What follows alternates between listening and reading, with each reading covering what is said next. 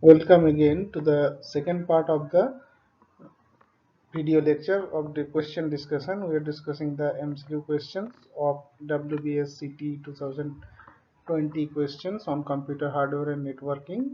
We have done halfway through, and remaining questions we will discuss today. These questions are important with respect to GLET as well as from the perspective of see the first question.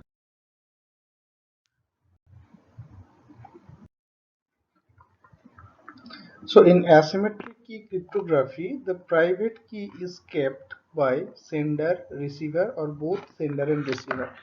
Before answering this question, we need to know about the asymmetric key cryptography. What is done in case of asymmetric key cryptography? So simply in symmetric key cryptography, there is a key and encryption is done, and the same key is with sender and receiver. Encryption is done in the sender side, and when receiver gets that, he decrypts. This is symmetric key cryptography. But in case of asymmetric key cryptography, there is not a single key.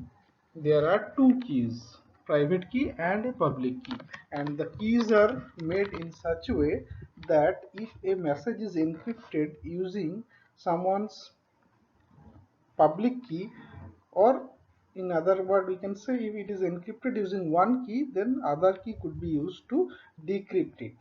Now suppose this recipient has a public key and a private key. Now the public key means that key is available to everybody.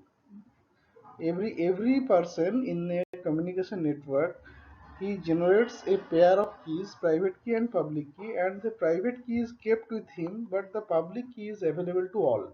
So the sender has the public key of the recipient. Now what sender does, he this is the message, the plain text. He encrypts this plain text using the recipient's public key. Now the message is ciphertext, means the encrypted message. This can only be decrypted using the private key of the recipient. Now the private key is only with the recipient. No other person has that private key because the recipient has to keep it a secret. So he does not share the private key with anyone, so only he can decrypt the message, but anyone can send because the public key of the recipient is public, so everybody can see it, everybody can have it. So anyone in the network, anyone in the globe can encrypt using the public key of the recipient and then send that to him. Now he can use his own private key that is very personal to him to decrypt the message.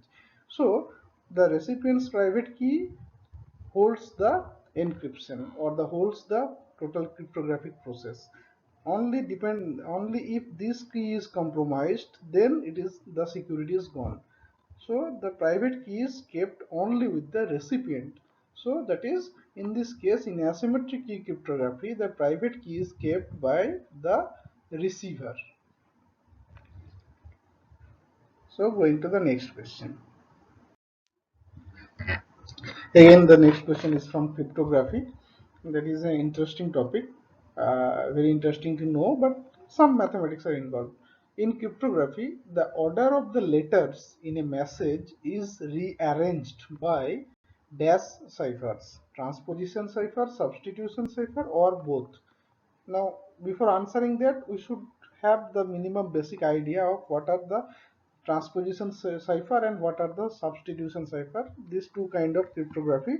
These are very old cryptographic techniques. Let's see first the transposition cipher. So what is done in this case? In this case, suppose this is a message that example example. This is the message. Now we need to encrypt this message using transposition cipher. So how do we do it? But we need to be provided with a key. Here the keyword is heart. Suppose it can be anything. So what we need to do, the process is, the keyword is four letters are there, HARD. So we divide the plain text. This example is the plain text, or the message that we want to encrypt. So we divide it into four letter block. So EXAM4, then PLE, then we see one is blank, so we put an X. So the X at the end is used as a filler, so that this becomes a 4 by 2. So 4 4. Now what we do, we write this HARD. Now what we have to do, among these four we need to order them as per their alphabetical order. So as per the alphabetical order, A is the first one, then we get after A, B is not there, C is not there, then we get D. So D is the second as per alphabetical order. Then E, F, G, G, H, H. So H is third, and then R is fourth. So in this way, 3, 1, 4, 2, we get this. Now what we do? Now see this E. Now we don't need this heart. We need 3, 1, 4, 2. Now what we do? For this example, we need to collect the words as per column wise. Column wise means now this was written row wise EXAMPLE. Now we need to collect column wise, but which column is first? This column is first because this is one, second column. So XL. So XL. Then which column will be there? This column 2. So MX. So MX. Then which one will be third? This one. EP. Then EP. Then will be last this one AE. So AE. So this is how this transposition ciphering is done, or encryption is done. If we change the keyword, then this ordering will change. So the encrypted text will change.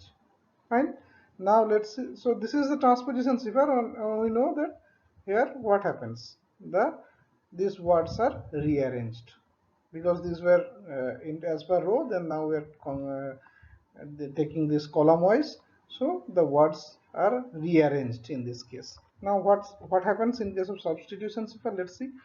So this is a very old kind of shift cipher. We also called shift cipher. This is columnar cipher, transposition cipher, and this is substitution cipher or encryption. This is shift 3. We see that this A is shifted to D, so gap is 3, that is A plus 3. This is shift 3, shift 3 encryption or substitution cipher. So A will be replaced by D, B will be replaced by E, C will be replaced by F. Very simple, only the fourth letter starting from A. So A plus 3. So for example, if this is there is a word cat, then this will be C will become F, A will become D, and T will become T U V W. So W. So F D W will be the encrypted key. This is substitution cipher. We are substituting another letter for a letter. For C we are substituting a F. For A we are substituting D. So this is substitution cipher. Here the words are not same. Here the example word has this EX, AM, PL, EX. Here also we can find that EX, A, M, PL, EX. All only those letters are present. Only they are jumbled up their position. Their positions are rearranged. But in this case, some new words, new letters are there. So this is substituted. Each letter is substituted by other letter from the alphabet. But now in this case, only their order has been rearranged. So we see the answer will be transposition cipher. In case of transposition ciphers, the order is rearranged, but no substitution or no new letter is coming. But in this case, new letters are coming in case of substitution cipher. So along with this question, we also should be able to answer if there are some other questions, like when these words are substituted, not rearranged, or new letters are coming. In that case, that is the substitution cipher. In that case, new letters are coming, new words are forming, and when this is on the rearrangement of the letters of the word, then it is transposition cipher. Okay. Now, when displaying a web page, the application layer uses dash protocol. This is a pretty simple question. Probably all know, so I should not spend very much time on this.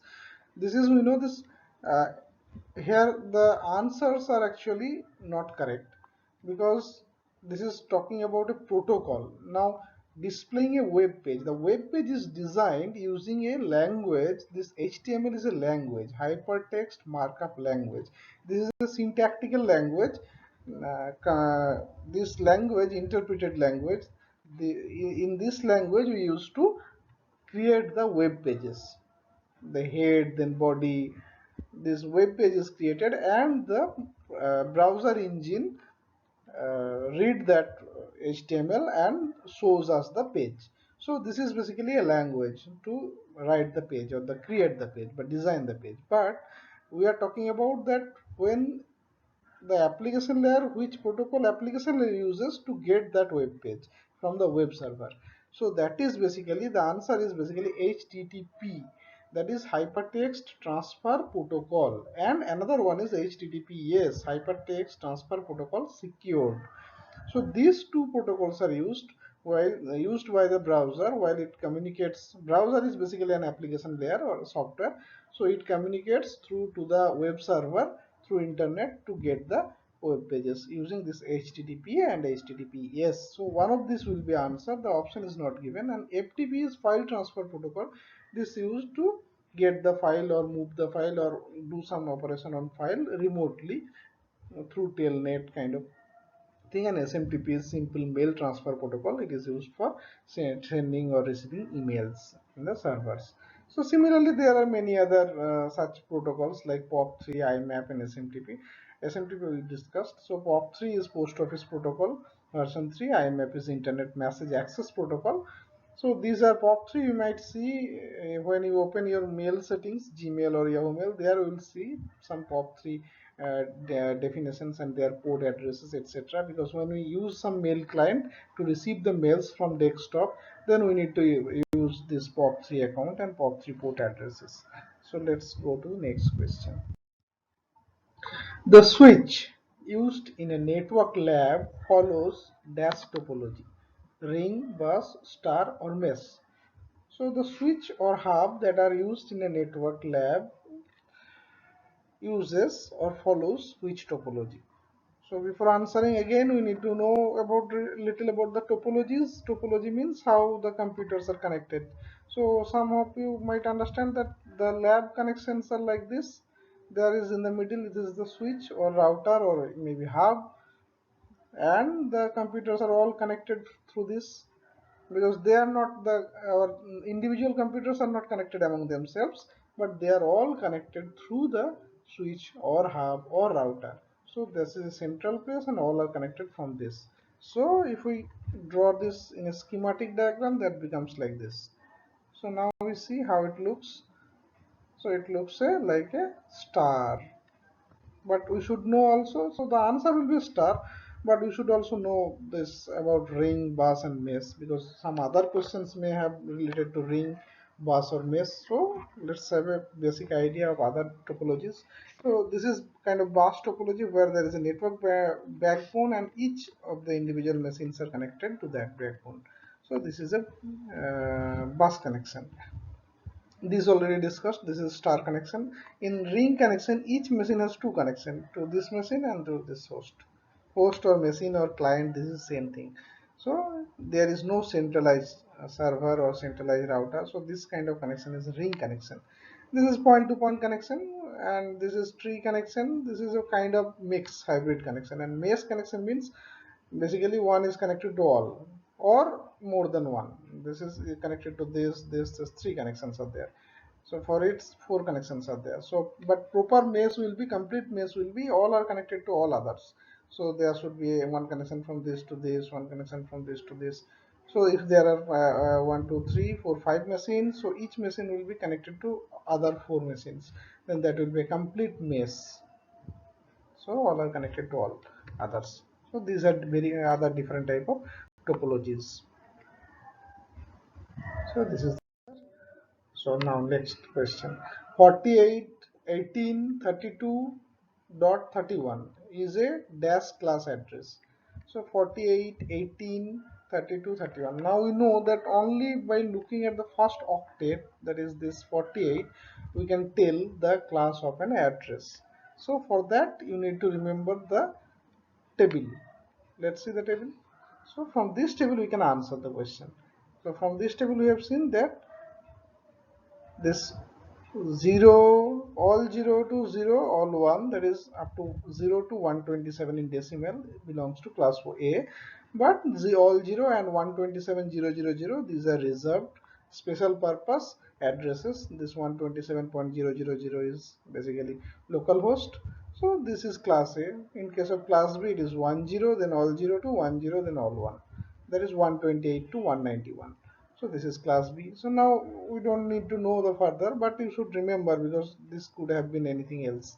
So this 48, so that will become a class A address. It would have been 190, then it would be class B. If it is suppose 195, then it will be class C. In this way, the class will be determined. So if you have this table, then you are ready to go. Now next question. Dash is not a type of motherboard expansion slot. So motherboards have many expansion slot. This is basically related to computer hardware. And the question is, out of these four, which one is not an motherboard expansion slot? ISA, PCI, AGP and ATX. So probably you know the answer, but let's see this in the motherboard. This is PCI. So PCI expansion slot. We can see from the image that this is a slot. We can plug in something here. Then again, this is AGP, accelerated graphics port. So this is also a slot.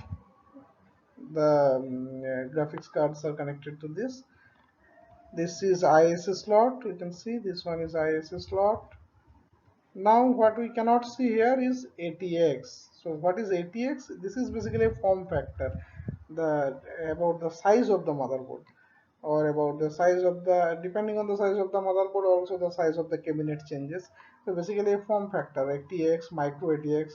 So how big or what is the size of the motherboard, depending on this, the ATX is a form factor. It is not a and not an expansion slot. It talks about the size of the whole motherboard.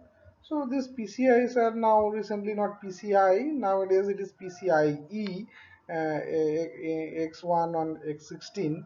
Two kind of updated PCI slots are there in recent motherboards. And this is basically ATX. Standard ATX is this big, then micro ATX is this smaller, then mini ITX, nano ITX, pico ITX. These are very different sizes of, so depending on the different sizes desktop or laptop, and depending on the size of the machine or size of the CPU box cabinet, there are different kind of form factors. So this is basically ATX. Dash retains the information when the power is turned off. So this is quite easy. Which retains the information, that is, which is non-volatile kind of memory. When power is not there, then also it keeps the information. So the options are CPU, DRAM, ROM and DIMM. So CPU is a processing unit. It does not store any information. So it has registers that are internally used, but as a whole, basically it is a processing unit, and it processes on some information, but it does not store the information. So CPU cannot be the answer. Now what is DRAM? DRAM is dynamic RAM. We know that RAM is a volatile storage. Unless the power is there, then it cannot keep the data alive. So whenever power is there, RAM is having temporary storage, and this is called main memory. But when we need to save the information before shutting down to the hard disks or the secondary memory. So basically DRAM does not keep the things when the power is not there. Power is off, so computer is off, RAM is off. So DRAM is not the answer. Then ROM is read-only memory. That is, there are some data like BIOS settings or BIOS itself.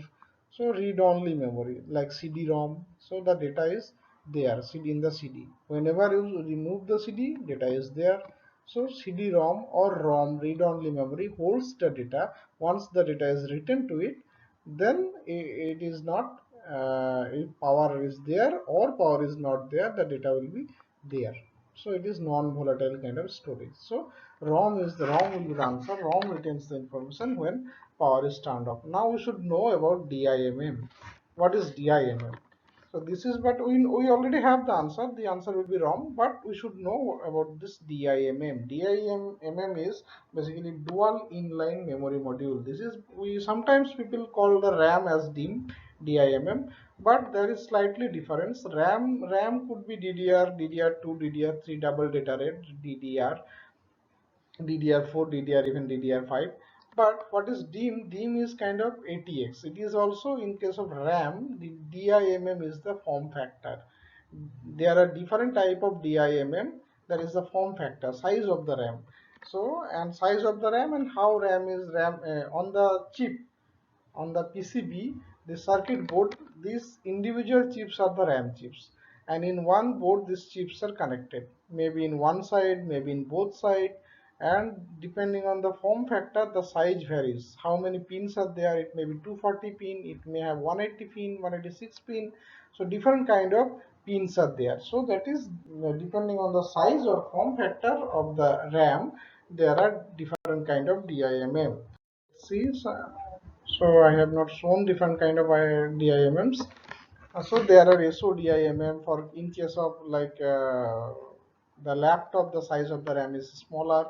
In case of desktop, the size means the form factor, the length, number of pin. These are varies depending on the DIMM. So let's come to next question.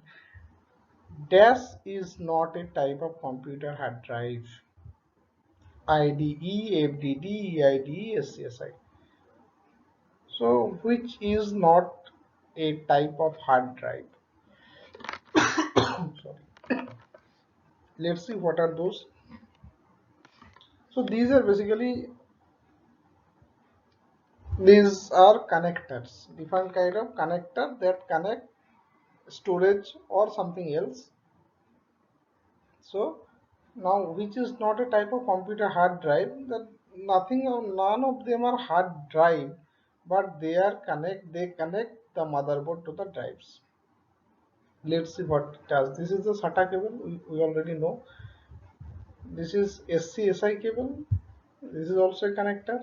This is IDE cable, connect to older hard disks, etc. So this SCSI full form is small computer system interface. This is very pretty fast connection. And now you see the back side of the in the motherboard. This is the IDE connector. This two IDE connectors here there, and this is the older hard disks. This is the IDE connection. This strip goes here, and one side goes there in the motherboard. Similarly, this is the SATA data connector, recent memory modules. This is the connection, and this SATA cable connects here, serial ATA, and this is the power connector.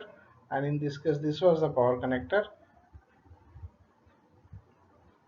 This is wrongly shown. This is not the power connector. Basically, this one, this 4 is the power connector, and these are used to primary and secondary master slave. For this purpose, different jumpers are available here.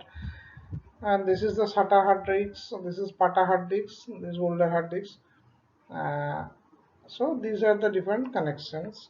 Now let's see that. And finally, this FDD. So ID is this one, and recent some extended ID. These are EID. So that is kind of ID also only. And this floppy disk drive connector. This is 34 pin connector present in the motherboard again.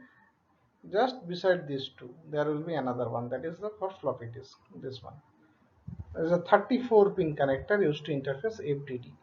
So again, there will be some strip like this, and that may connect until two floppy disks. Now recent mother computers or motherboards try to recent avoid this floppy disk drive or floppy connector, but earlier one has this kind of connections, older motherboards. So the answer will be FDD. Now TCP/IP model was developed dash the OSI model. That is, TCP/IP model was developed at the same time with OSI model, or earlier or after. That is the question. Now a little bit of history is required. This is the basic history when TCP/IP is actually developed. The TCP/IP model was developed in 1970s by US Department of Defense. during their DARPANET project. And the OSI model was developed after around more than 1 decade, that is around 1980s. This TCP/IP is named after two important protocols within it, the Transmission Control Protocol and the Internet Protocol, because in that time there was no internet. Only these people of DARPANET, they have developed this model, and they were connecting their some of their systems, and they have later connected using this TCP/IP some different university computers at a long distance. Then that becomes, then after some years they made this declassified, usable for common people. Then only this OSI model is developed, so that all people can use this already developed model. So then that was standardized, because earlier TCP/IP was used only by US Department of Defense, so that was kind of proprietary. So this was developed by two DARPA scientists, Vin Cerf and Bob Kahn. So there could be many more questions like this, so you have these answers. And so TCP/IP model precedes, or they are developed prior to the development of the OSI model. So TCP/IP was the de facto model. Later, when it was open to all, made open to all, then ISO standardized organization has made the OSI model, developed the OSI model, so that everyone can, any other company can develop the system, so that that will be compatible to the existing other system. Okay. Dash layer is responsible for process to process delivery, network, data link, session of transport. So process to process delivery. Let's see. So application layer is for the layer provide the services to the user. Presentation layer, it is responsible for translation, compression, and encryption. We have already seen encryption like HTTPS, encrypted service. Session layer is used to establish, manage, and terminate the session. Like you have logged into a system, to a banking website, and throughout your transactions you are logged in. But if you close the browser, then again open the same link, you will be again need to log in, because your session is lost. Now transport layer, it provides reliable message delivery from process to process. So the process to process delivery is done or taken care of by transport layer. Again, we should also see what is the responsibility of the network layer. It is responsible for moving the packet from source to the destination. And data link layer, it is used for error-free transfer of data. That is, error control is the main fact of data link layer. And physical layer, it provides a physical medium through which bits are transmitted. That is, zeros or ones, or we can say electrical signals, pulse, are going through physical layer. That is, that may be wired medium, or that may be wireless, but that is the physical layer where 0 and 1 or signals, electrical signals, are moving. Or this may be light signal, this may be laser signal, whatever it is, but actual bits are going through this layer. So the answer will be transport layer. Transport layer provides reliable message delivery from process to process.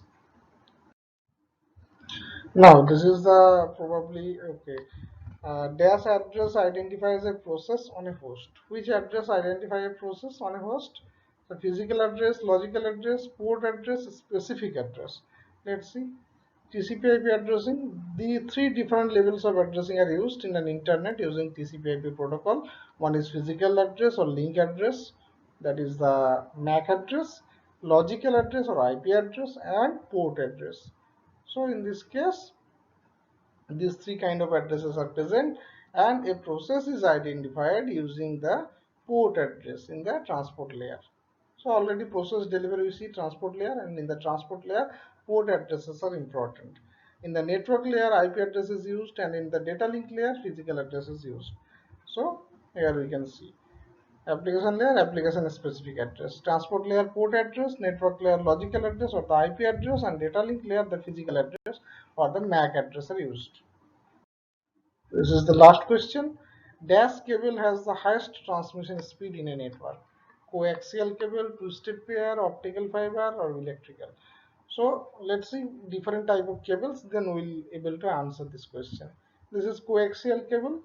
We see this outer insulation, then there is a copper mesh, there another insulation, then there is a copper wire. Where we have seen this, these are used in the cable TV connections. This connection connecting the dish antenna to the TV, there this such coaxial cables are used normally. Then this is the twisted pair. In this case we can see there are eight pair of four pair, that is 8 wires. So these are used in our RJ45 connector, local area LAN connection. So cat1, cat5, cat6 cables are similar to these cables. Now see optical fiber. This is optical fiber, a coating, then a cladding, and a core. So light goes through this through internal reflection. Signal is transmitted. And let's see the speed or a comparison of them. So cost, we see cost, twisted pair has least cost, coaxial is somewhat, and this fiber optic is the expensive one. So we don't consider wireless connection here.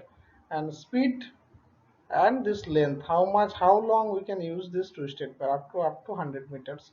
This is coaxial up to 500 meters. The cable connections coming from the outer connection or the from the cable operator, this is could be 500 meters, but fiber optic could be greater than 10 miles, so it could be a very longer duration. From one city to another city, optical fibers are placed. So, and this is very less wireless, this is 2 miles. So transmission rate, again this is 10 mbps to 100 mbps twisted pair. Nowadays it is until 10 or 100 gbps, up to 100 gbps.